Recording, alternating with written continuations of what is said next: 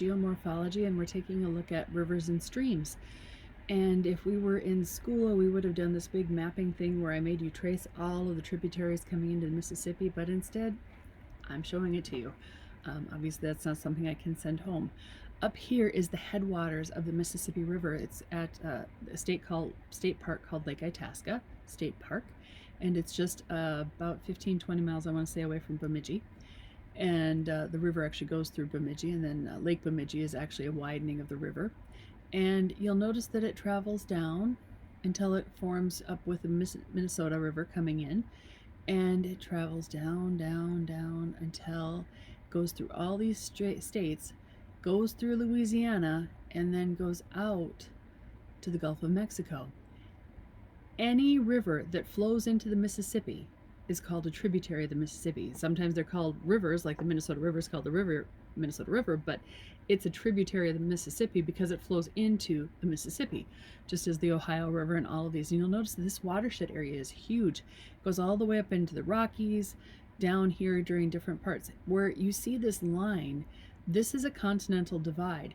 In other words, this divide is saying all the water is going to go from here out to the Gulf of Mexico via the Mississippi. Everything here, some of it may down here be getting to the Gulf of Mexico, some of it could be technically making its way over there, but it's not doing it through the Mississippi. We have a continental divide in northern Minnesota. Everything here actually flows into the Red River north out to Hudson Bay and then to the Atlantic Ocean. Here, everything on this side of the Appalachians and the Smoky Mountains, all this beautiful area, that's a continental divide, obviously, because water doesn't flow uphill, it flows downhill. So everything on this side flows to the Atlantic. Everything on this side of the mountain ranges flows to the Mississippi, and the same here with the Rocky Mountains. But you'll notice that the Mississippi River drains a huge portion of the contiguous United States. And if you forget that, contiguous means all connected. So Alaska is not contiguous, Hawaii is not contiguous, but all 48 lower states are contiguous. Okay, landforms, a quick review. Mountains are those things we talked about how we made last unit. Plateau is a raised flat area, where a plain is a lower flat area. This is a river. This creek or stream is a tributary to this one because it flows into it and then continues down. And if this was, say, the Atlantic Ocean, what's really interesting is you get a delta here because all of this water, as it moves quite quickly, can pick up particulate, really small pieces of sand and clay and silt, and it can actually make boulders move down. It can pick up pebbles and roll it down the creek. And as it slows down, when it hits a wider body of water, it actually will drop its suspended load and create something called a delta. So the first river we're going to talk about is called a braided stream. Braided streams have a lot of sandbars and small water channels around them. So you'll see in a second, they literally look like a braid. And they have steep gradients, that is, they're really pitched high, and they have very erodible banks. Remember, gradient is how much a river drops in elevation as it flows downstream. These are braided streams, and as you're looking at this, you can see all the different places. These little lighter areas are where sand has been deposited, and they can go really far across their floodplain.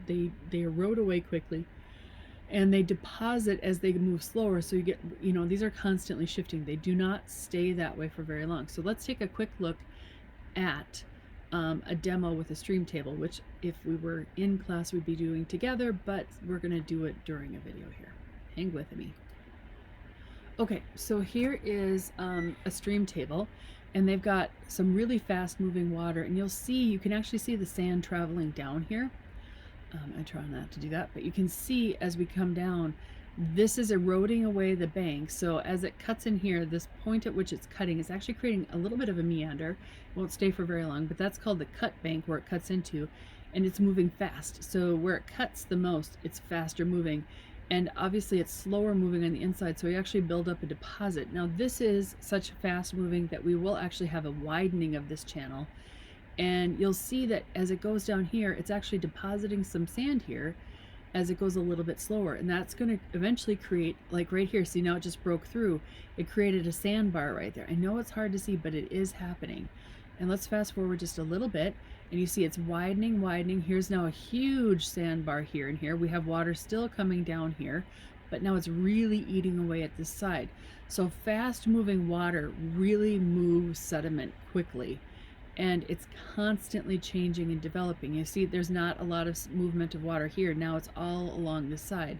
And if we let this go longer and longer, all of this will change just a little bit over time. You see it's widening,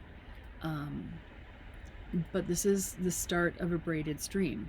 If you let it go longer, we probably see this start to move back and you get more rivets, but I'm not going to spend that much time. I'm going to switch back to the notes. Okay, so here's our braided streams, and they are beautiful. I mean, if you have an aerial picture of a braided stream, they are distinctive. You will always be able to tell the difference between a braided and meandering, because I can't say it now. Meandering streams have usually one main channel that moves back and forth. A braided streams have multiple channels moving all across the system. So here again is our braided stream. You have lots of sandbars in between there. Water flows any which way. Water will take the path of least resistance. If there's an obstacle, it's going to divert it another way. So this is the start of our meander. So now the difference here is we do not have a steeper gradient. It's slower moving. And you get meanders that form when you have an obstacle that falls into the stream. And it forces the water to kind of go around it. And it slows this down because it runs into something. And then it forces this side to go faster. So you start to cut, and you get this thing called a cut bank. So as the water comes down, something fell here and changed it, and it created these meandering loops. And on the outside, it moves so much faster, it actually cuts away the bank, and that's called a cut bank. And on the inside, this little teeny tiny point, that's called a point bar, and the water's going so much slower. This actually grows and grows because as it travels slower, the water can't suspend the sand. It's called suspended load. And it drops at the sand and creates bigger and bigger point bars or sandbars. And then something fell over here and created another meander. But sometimes, you see how close this is getting? This cut bank and this cut bank will eventually come together. And if these two connect, let's think about this. Isn't water going to go the fastest way it can down? And it will completely skip this loop. And then as this cuts through, it cuts off this oxbow. By the way, these loops here and here and here are called oxbows. Think back to like the pioneer days when the ox had the yokes over their necks, and that's how I always think of an oxbow, is that yoke. And so if this oxbow gets cut off, this will move faster. This water will slow down. It will start dropping its sand, and it will cut this off. And eventually this whole thing can be cut off and become isolated from the stream, and you get something called an oxbow lake. So here's the formation. Something falls in, creates our oxbow, erosion happening. This is my cut bank on the outside. The inside is the point bar. That breaks through, cuts that off, and it becomes isolated, and you get an oxbow lake. Oxbows, again, from the air are very distinctive from braided. In fact, if you look at this, it's a beautiful meander. But here, look, this used to be where the loop was, and it got cut off. Here, this has been cut off, but it still has water. This is an oxbow lake. Here is an oxbow lake. There is an oxbow lake. There is an oxbow lake. I feel like I should be singing here, there, anywhere. But I'm not going to, because you don't want to hear me sing. But here's my oxbow, and you see this is about to cut through, and once that happens, the water will just go here, and this will get cut off. And just like all these others, that will become an oxbow lake. Here's a beautiful oxbow. So let's look at a stream table and see how this stuff is made. Okay, so here is it's still pretty good moving, but it's not nearly. Watch this. We've got our cut bank and our point bar, and pretty soon this is actually going to cut through. See how it's already making a little cut, and then it's moving over. Here's my cut bank. It's trying to break through. It's trying to go faster. You've got some more deposits here. This is my cut bank. This is my point bar. It's building up. It's forcing this over. And then I've got the same thing here. And you'll see this kind of meanders back and forth. This thing, if we let it run all day, will literally change directions all the time. And if you put a little like fallen rock or something, you can really change it. You'll also notice that that carries so much sediment through that eventually he has to put some of the sand back up, otherwise it, it would all just flow to the end. And there it cut through. You see how it cut through? And now it actually created an oxbow lake right here. It bypassed this channel, and this filled in very quickly, suspending, we're getting a little bit of water, but not much. And it's really getting cut off. And see, look, here's one over here. This has moved. It used to be going out over here all the way down, and look at all the channels. It always goes the path of least resistance. Moving water is capable of moving so much sediment. All of our sediments from our lands that wash into 9 Mile, that go into Lake Minnetonka, will eventually go through Minnehaha and out to the river and eventually to the Gulf of Mexico. That's the headwaters of Lake Minnetonka, goes through the stream, hits the river, and will eventually get to the Gulf of Mexico. This is a meandering stream. Again, if we let this go over and over, it would meander all the way around and back and forth. Okay, so back to our oxbows. Beautiful, again, oxbow. Here's the cut bank on this side. The inner part's always the point bar. So here is a point bar, there is a point bar. This side is the cut bank, this far side is a cut bank. This side closest to us is the cut bank. The interior is that. You can see it meander all the way across the floodplain. Now here's the difference. Meandering streams, our stream beds usually have one channel that meanders and moves across the floodplain. Meandering streams do not have very steep gradients, and they are not quite as erodible as a braided stream. So the difference is braided streams are steep and they move fast and they erode quickly. Meandering streams are shallower, they don't erode as fast, and they tend to have just one main channel. Again, good test questions. Hang on. All right, I'm back. Phone call's done. Okay, so these notes are available in the reference folder. You do not have to do the sets of notes in here. The questions in here are ones that we normally would do if I was going through this with you in class.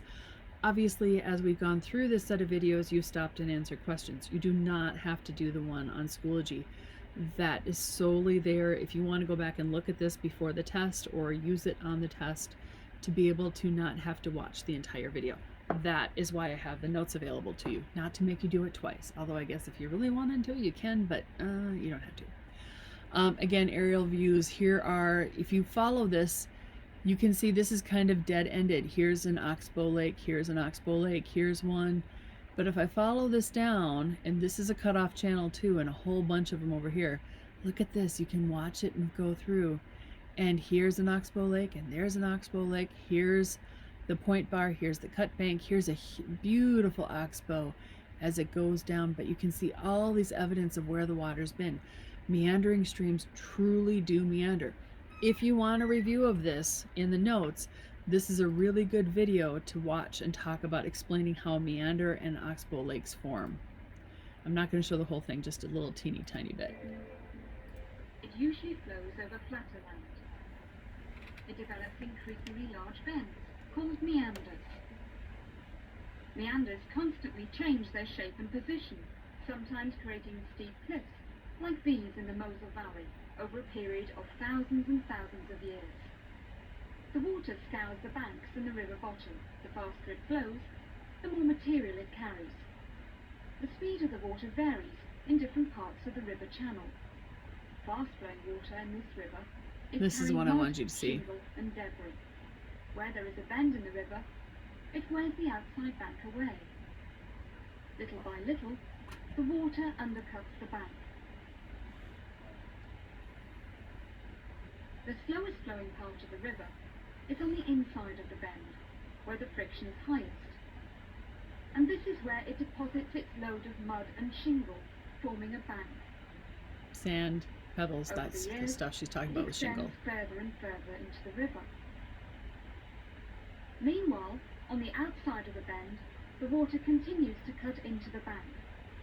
The result is that the river bends more and more, meandering across the land.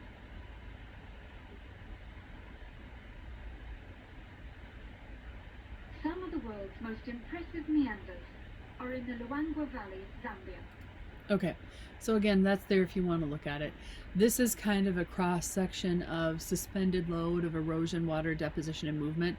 So as the water moves fast, it's kind of moving fastest right about here where it's having the least amount of friction. It's not, running into the air and having waves, but it's not also touching the bottom. But the faster it goes, the more it can move stuff. In fact, if you've ever been to Taylor's Falls, they've got these things called potholes. And there was this glacial lake Agassiz, which was this huge meltwater of glacial ice. And when the dam of it broke, so much water came down so fastly that it scoured out the St. Croix River Valley. And in little divots at the bottom, you would get stones, these big boulders, and they would kind of start churning around in circles. And they literally wore the basalt down into these huge potholes. And I'm not talking a pothole like you think in the road. I'm talking a pothole you could fit like a bus in. It's like a story or two down. And if you ever get a chance to go to Taylor's Falls and see the potholes, and it's like the parking lot's here and the potholes are here. You don't even have to go very far. But we'll talk more about that a little later. But it's really cool. And so what happens is, and that was just so much water with so much force. A regular stream, a regular river doesn't have that much, but it can roll boulders down. It can move pebbles down pretty far. And if it's clay or silt or sand, that stuff can be transported pretty easily. If it starts to slow down though, then it starts to deposit. So remember, we've got our cut part and our deposition part. Cut banks are eroded, deposition sides, point bars are deposited. So if we look at this, exploring the course of a river, so a tributary flows into the main. We've got our oxbows here and here and here and here. We've got some, V-shaped valleys, or guess what it's shaped like? It's cut down really steep. It's shaped of a V. A U-shaped valley is, guess what? A little slower moving it, widened it out. We've got floodplains. So this whole thing is the floodplain, and it meanders across. We've got deltas. So as this fast-moving stream hits a big body of water, it slows down because it runs into more water, and it doesn't, it's lost its gradient, so it has to just kind of spread out. And when that happens, all of the particulate matter that's suspended drops out and it forms a delta. Now you can get braids through that. We spend a lot of money every year to dredge out the delta of the Mississippi to keep the shipping lanes open, to keep New Orleans a port city. Without that, New Orleans would have been cut off a long time ago. Now it might have meandered back, but we actually spend money digging all this deposited material out to keep the channels open for shipment. Now, obviously, we're not doing these questions. I will actually put some of these questions into the video. We will have already done it. I do want to show you just a little bit of this. Oh.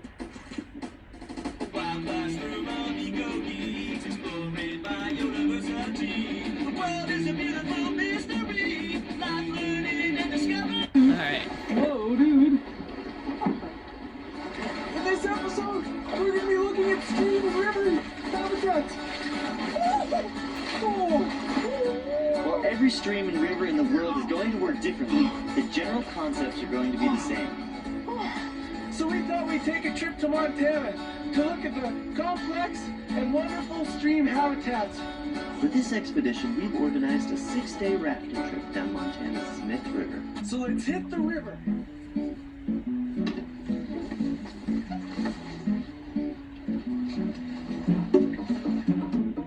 So you can see here, it's a V-shaped valley. It's cut down really far, the Montana River has. In fact, the only way you'd really see this is by going in the water. So one thing that I'm noticing as we're drifting down this river is that not only is the geology of the area shaping where this river goes, but the river itself is shaping the geology of the area.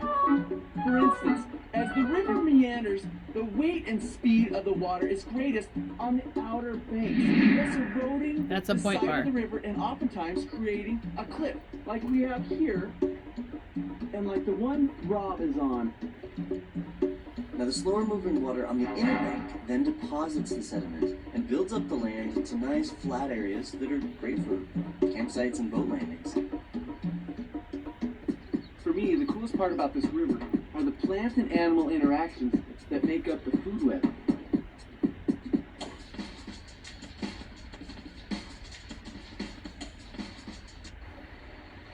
It all starts with microorganisms, algae, and plants that grow in the water and on the rocks. Algae and plants photosynthesize, converting light to energy. A little biology. They are then eaten by small aquatic bugs, who are then eaten by fish. So a good example of how we depend on these intricate food web relationships and our need to observe nature is when we go fly fishing. He does not know how to fly fish. And two. It's kind of painful to watch, actually.